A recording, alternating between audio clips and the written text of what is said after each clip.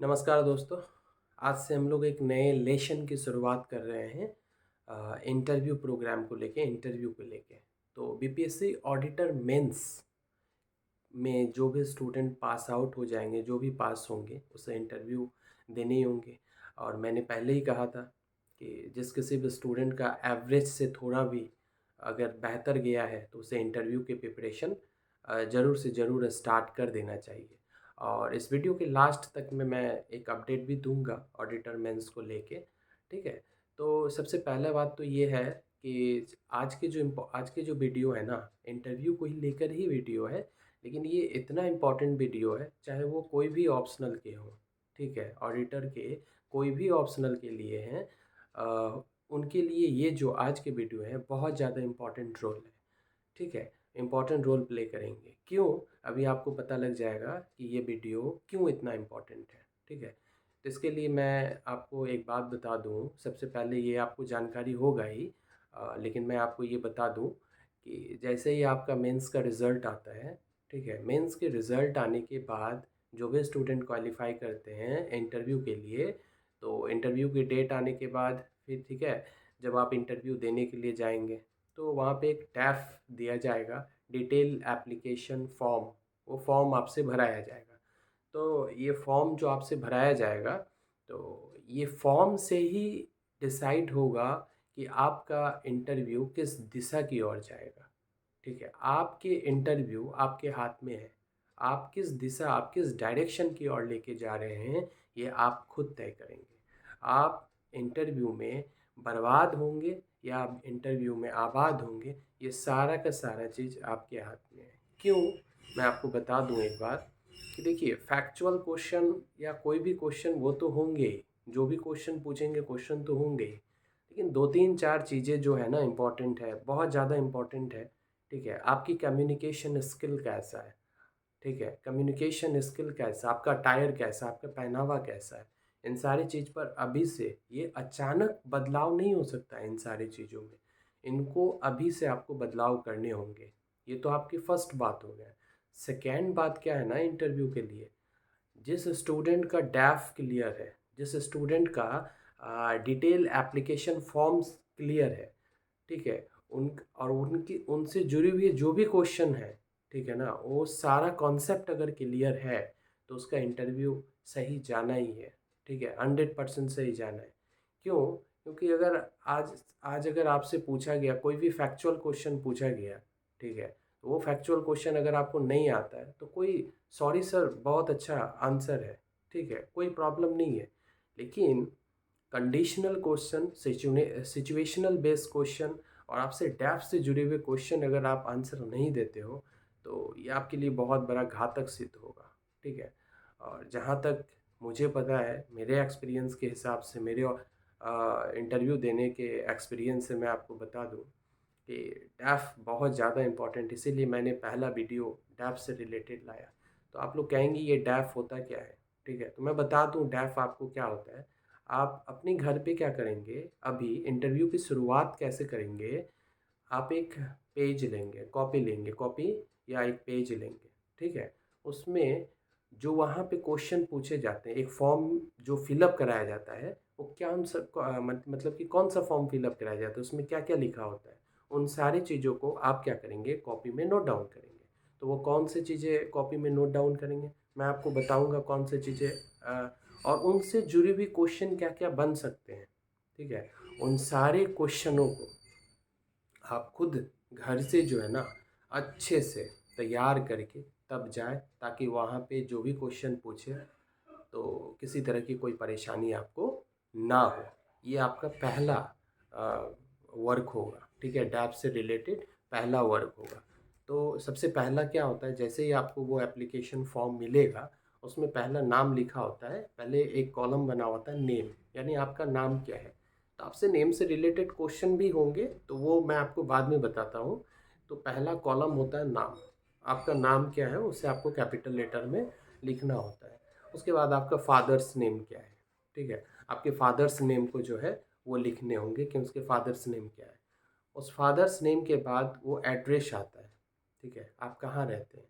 इन सारे मैं जो जो बता रहा हूँ ना, उन सारी चीज़ों को आप क्या करो कि एक कॉपी में, एक पेज में लिखो, ठीक है, और उसे आज से घर में बनाकर उसे रेडी करो। क्यों? इसलिए मैं कह रहा हूँ दोस्तों, क्योंकि अगर आपका डैफ स्ट्रांग होगा, आप दूसरों से 2 4 5 नंबर लीड करेंगे। अगर आप 2 4 5 नंबर लीड कर लेंगे ना, तो आपका रिजल्ट बन जाएगा।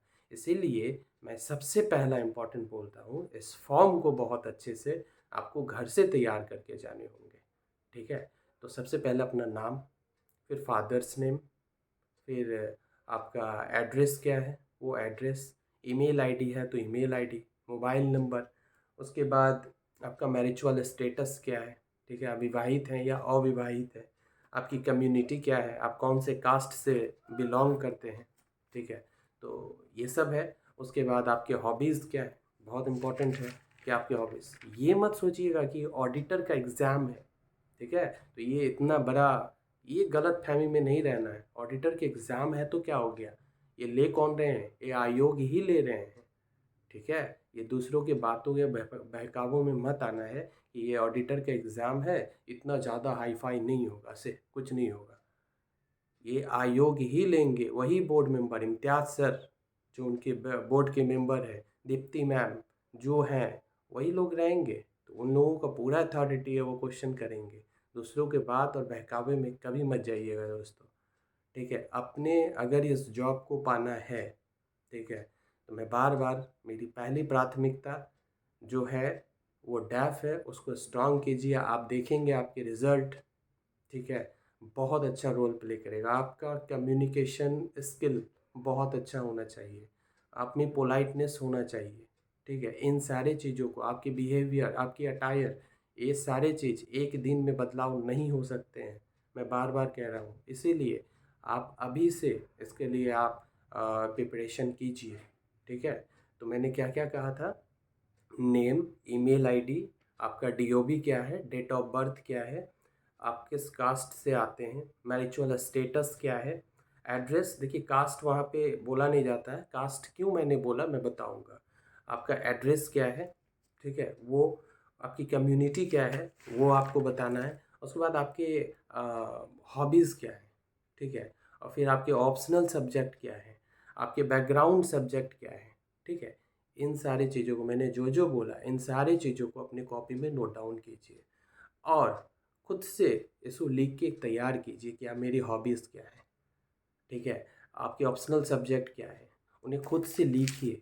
उसे ऑब्ज़र्व करने की कोशिश कीजिए कि वो एक्चुअली मैं जो लिख रहा हूँ ना, ऑथेंटिसिटी होना चाहिए, कोई फेक नहीं होना चाहिए, ठीक है दोस्तों।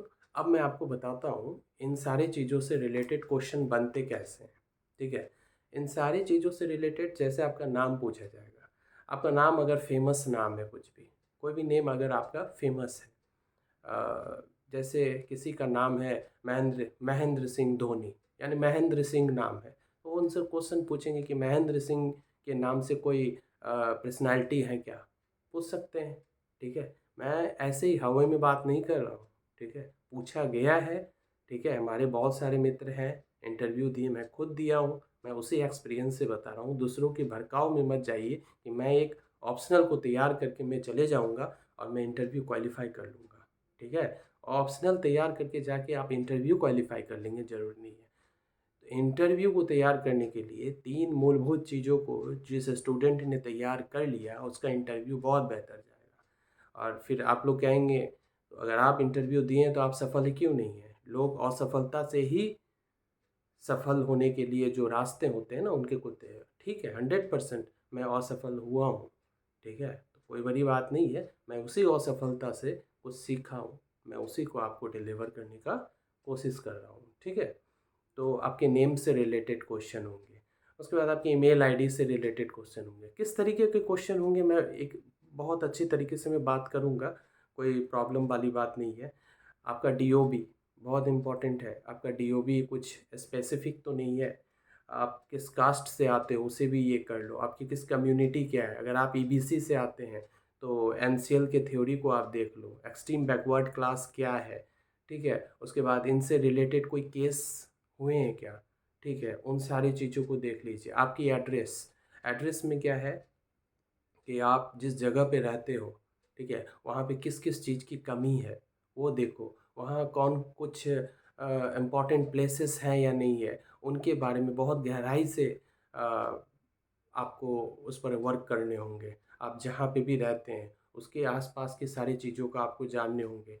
म मतलब कि कोई इंसान अगर कटिहार में रहता है, तो कटिहार में गोगाविल, ठीक है? उनसे क्वेश्चन होंगे, ठीक है? तो अपने आस-पास जहाँ भी रहते हैं ना एड्रेस, उन सारी चीज़ों को बहुत अच्छे से बहुत ही अच्छे तरीके से आप करके जाइए, ठीक है? तो आप बहुत अच्छे तरीके से अगर ये सब सारी चीज़ों को करके जाएँगे, यकीन मानिए आप औरों से जो है ना लीड करेंगे 2, 4, 5 नंबर, ठीक है? उसके बाद सबसे इम्पोर्टेंट क्या है कि आपकी हॉबीज़ क्या है? अभी भी आज भी अगर हम किसी स्टूडेंट से सडनली अगर पूछ देना कि आपका हॉबीज़ क्या है? तो बता तो देंगे हम क्रिकेट खेलना चाहते हैं, लेकिन सर क्रिकेट आप खेलना चाहते हैं तो क्रिकेट के बारे में आप जानते हैं कुछ?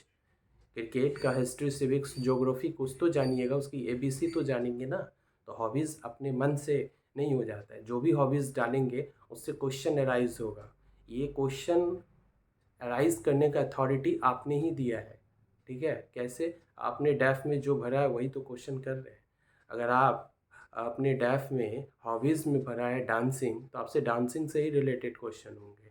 क्रिकेट से रिलेटेड एंड कुकिंग से रिलेटेड क्वेश्चन नहीं होंगे, तो आपको वो तैयार करना ही पड़ेगा, ठीक है? उसके बाद आते हैं आपके ऑप्शनल सब्जेक्ट। मैंने आपको पहले ही कहा था 3 पिलर है, 3 पिलर पर अगर आप काम करेंगे, तो 3 पिलर में आज हम पहला पिलर पे बात कर रहे हैं। धीरे-धीरे जब नेक्स्ट और भी वीडियोज़ आएँगे, मैं दूसरा और तीसरे इन सारी चीज़ों पर मैं आपको बता दूँगा कि वो 2 और 3 क्या है, ठीक है? अगर आप इन तीनों चीज़ों पर अगर आप अच्छे से काम कर लेंगे, तो यकीन मानिए बहुत अच्छा नंबर लाएँगे आप, ठीक है? और बोलने का कम्युनिकेशन स्किल को इम्प्रूव करने के लिए अभी से आप थोड़ा-थोड़ा बोलते तो सारे लोग हैं, लेकिन बोलते कैसे हैं, ठीक है?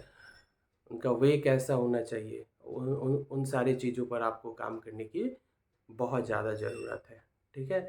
और उसके बाद ऑप्शनल सब्जेक्ट पर काम करने की ज़रूरत है, तो ऑप्शनल कैसे काम करेंगे वो भी बताएँगे। मैं इकोनॉमिक्स वाले के लिए भी और कॉमर्स ऑप्शनल वालों के लिए भी मैं बताऊँगा कि क्या-क्या चीज़ें ज़रूरत है। लेकिन आज हम सिर्फ़ डैफ को आप मैं आपको बता रहा हूँ, ये डैफ अपने घर पर आप तैयार कीजिए।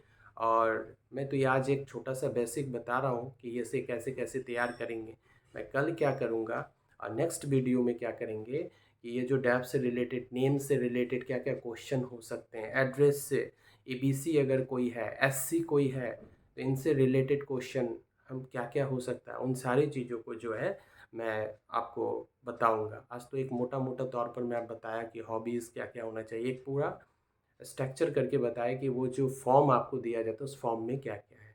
ये आप गलतफ़हमी में कभी मत रहिएगा, ठीक है? कि ऑडिटर के एग्ज़ाम है, ये रिस्क मत लीजिए। अगर आपको जॉब में आना है, जॉब में आना है मतलब जो भी इंटरव्यू को के लिए कॉल आता है, ये यकीन मानिए अपने आप से ये क्वेश्चन कीजिए और अपने आप को ये 100% बता दीजिए, अब हमारा नाम जो है टॉप 10 के लिस्ट में आएँगे। जब वो फाइनल लिस्ट आएगा उसमें हम टॉपर होंगे।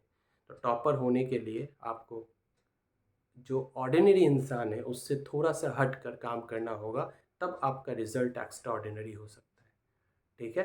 तो नेक्स्ट वीडियो जब आएगा मैं इसे धीरे-धीरे सब सारी चीज़ों को सॉल्यूशन ज़रूर करवाऊँगा, ठीक है? और उसके बाद मैं इकोनॉमिक्स से रिलेटेड क्वेश्चन भी लाऊँगा, कॉमर्स से रिलेटेड आज डैप से रिलेटेड था, उसके बाद में धीरे-धीरे कॉमर्स, इकोनॉमिक्स से रिलेटेड क्वेश्चन लाएँगे। और बात रहा मतलब इसके रिज़ल्ट के, पूरी-पूरी संभावना है 10 तारीख तक रिज़ल्ट आने की पूरी-पूरी संभावना बन रही है। और मैं बार-बार एक ही बात बोल रहा हूँ, जिस किसी भी स्टूडेंट का एवरेज से थोड़ा-सा भी अच्छा गया है, वो अभी से लग जाइए क्योंकि इंटरव्यू एक दिन का खेल नहीं है, ठीक है? आपको अभी से थोड़ा-थोड़ा करना होगा। अगर आप थोड़े-थोड़े करके कर लेते हैं, यकीन मानिए आपका रिज़ल्ट डेफ़िनिटली होगा और हमेशा पॉज़िटिव रहिए, ठीक है? मिलते हैं फिर नेक्स्ट वीडियो में। धन्यवाद।